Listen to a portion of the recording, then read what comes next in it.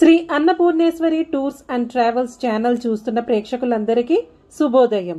ముందుగా మన ఛానల్ని ఇంత బాగా ఆదరిస్తున్న మీ అందరికీ, సబ్స్క్రైబ్ చేసుకున్న వాళ్ళకి, లైక్స్ అండ్ కమెంట్స్ చేస్తున్న ప్రతి ఒక్కరికి మనస్ఫూర్తిగా కృతజ్ఞతలు తెలుపుకుంటున్నానండి. లాస్ట్ వీడియోలో కుంభమేళలో ఫ్రీ అకామిడేషన్ గురించి తెలుసుకున్నాం కదా. ఈ వీడియోలో కుంభమేళ స్నాన నియమాలు గురించి తెలుసుకుందాం. కానీ అంతకన్నా ముందు మన ఛానల్ని గనక సబ్స్క్రైబ్ చేసుకున్నట్లయితే ప్లీజ్ సబ్స్క్రైబ్ చేసుకోండి. పక్కనే ఉన్న బెల్ ఐకాన్ కూడా క్లిక్ చేయండి. అప్పుడే నేను అప్లోడ్ చేసే ప్రతి వీడియో కూడా మిస్ కాకుండా చూడవచ్చు. కుంభమేళ స్నాన నియమాలు అంటే స్నానానికి ముందు తర్వాత ఏం చేయాలి అని చాలా మంది కమెంట్స్ లో అడిగారు. దీనికి సమాధానం ఈ వీడియో ద్వారా నేను చెప్పాలనుకుంటున్నాను.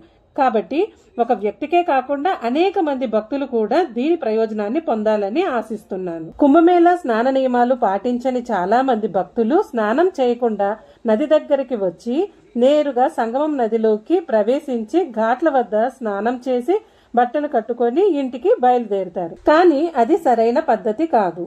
మీరు కుంభమేళ స్నానం చేయటానికి చాలా దూరం నుండి వస్తున్నప్పుడు మీరు కుంభమేళ స్నాన నియమాలను పాటించాలి. మీరు ప్రయోజనం పొందాలంటే కుంభమేళ స్నానానికి ముందు మరియు తర్వాత ఏం చేయకూడదు అనే దానితో ప్రారంభిద్దాం. కుంభమేళ స్నానం చేసే ముందు మీ శరీరాన్ని స్వచ్ఛంగా మరియు పవిత్రంగా ఉంచుకోవాలి. కుంభమేళ స్నానానికి 3 రోజుల ముందు బ్రహ్మచర్యం పాటించాలి. శాకాహార భోజనం తీసుకోవాలి, అంటే నాన్ వెజ్ తినకూడదు. మీరు కుంభమేళ స్నానానికి త్రివేణి సంగమం నదిలోకి దిగినప్పుడు మీ నాభి వరకు, అంటే మీ నడుము వరకు మునిగేలా చూసుకోండి. ఆ తర్వాత మీ 2 చేతులు జోడించి నీటిని చేతిలోకి తీసుకుని, అంటే ఇలా సూర్య భగవానునికి నమస్కరిస్తూ సూర్య భగవానుడిని నీళ్లతో ఆచమనం చేసి ఆ తర్వాత పవిత్ర సంగమ నది నుండి మట్టిని తీసి శరీరం అంతటా పూయాలి. అంటే భక్తితో మీ సంకల్పాన్ని చెప్పుకుంటూ, గంగామాత, నేను నీ పాదాల చెంతకు వచ్చాను, దయచేసి నన్ను రక్షించు అని మీ మనసులో ఉన్న కోరికలను చెప్పుకోవాలి. తర్వాత 3 సార్లు గాని, 5 సార్లు గాని, 7 సార్లు గాని, 9 సార్లు గాని లేదా 12 సార్లు గాని నీటిలో మునగవలెను. మునిగేటప్పుడు ఓం సూర్యదేవాయ నమః అనే మంత్రాన్ని జపించవలెను.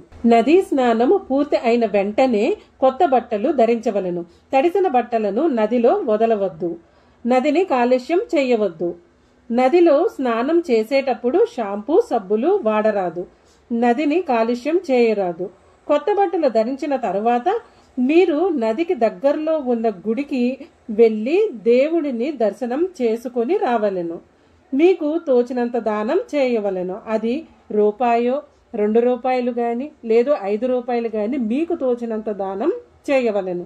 గుడిలో దర్శనం అయిన తర్వాత మీకు దగ్గరలో ఉన్న భోజనశాలలో భోజనం చేసి మీకు తోచినంత డొనేషన్ చేయండి. మీకు పుణ్యస్నాన ప్రతిఫలం లభిస్తుంది. మొత్తం 14 ఘాట్లు ఉన్నాయి.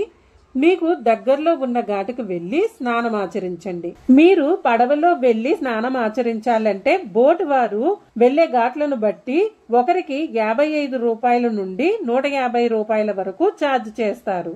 ఇవి గవర్నమెంట్ నిర్ణయించిన ధరలు. లగేజ్ ఎక్కువ తీసుకెళ్లకండి. ఒకరికి 1 జత తీసుకెళ్ళండి. మిగతా లగేజ్ మీ రూమ్ లో గాని లేదా లాకర్ లో గాని ఉంచండి. ఎందుకంటే మీరు స్నానఘాట్లకి ఎక్కువ దూరం నడవాల్సి ఉంటుంది కనుక.